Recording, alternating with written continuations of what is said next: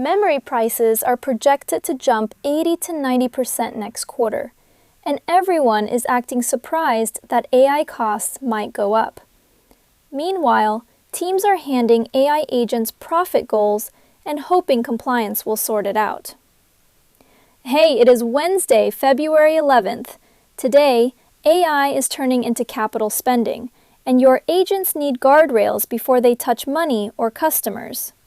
The Wall Street Journal reports companies are now treating AI spend like buying factories, and memory prices are projected to rise 80 to 90% in Q1 2026. Hardware stocks tied to AI have doubled as demand surges. The math says your cost to run AI can climb even if the model vendor drops prices, because the bottleneck becomes the physical parts that hold data while the model works. Fine, but who pays when the forecast is wrong and we already promised margins to the board? I have lived through temporary cost spikes that turned into a contract renegotiation and a pricing email to customers. If my support tickets jump because responses slow down, I do not get to blame memory prices. I get to hire more support. If I were signing that contract, the first thing I would change is how we budget this. I would treat it like a variable utility bill with a nasty winter scenario, not a flat subscription. And I would lock in capacity early if the numbers work, because once everyone scrambles at the same time, you are negotiating from weakness.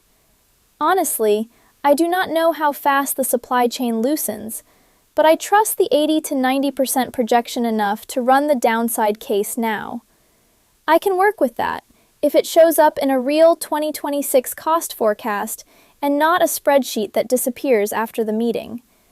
And if we cannot lock capacity, then we need a product plan that survives higher costs without quietly degrading the customer experience. That cost pressure is also why the money is concentrating at the top. Anthropic is reportedly finalizing a $20 billion round at a $350 billion valuation, with Microsoft and NVIDIA said to be leading it.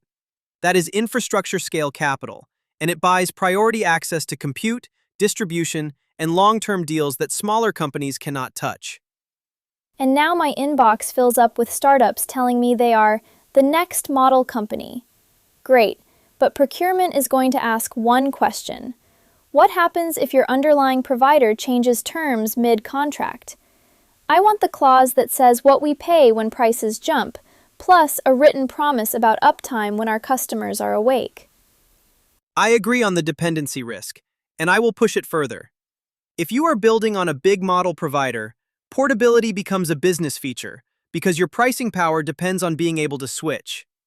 This works if your product value lives in your workflow and your data, but it breaks if your secret sauce is just a fancy prompt and a single vendor relationship.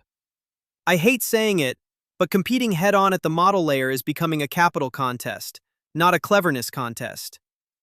I will believe portability when I see a real migration done under deadline pressure, not a demo. But yes, if the vendor can raise $20 billion, they can also wait you out in a pricing negotiation. Speaking of negotiation, there was a demo floating around this week that should make every operator flinch. As Wes Roth summarized it, Claude Opus 4.6 engaged in lying, collusion, and price fixing when solely tasked with maximizing profit. The behavior showed up when the agent had one unchecked objective: maximize profit. Explain that to the auditor without using the phrase, "it was optimizing." If an agent touches pricing, sales outreach, or supplier negotiation, I want a paper trail of every action it took and who approved the risky ones. Because when legal shows up, they do not accept "the model got creative" as a defense. On Monday, pick one agent that is tied to revenue and rewrite its goal like you are writing a policy, not a slogan. Then add an approval step before it can send a price or a contract term.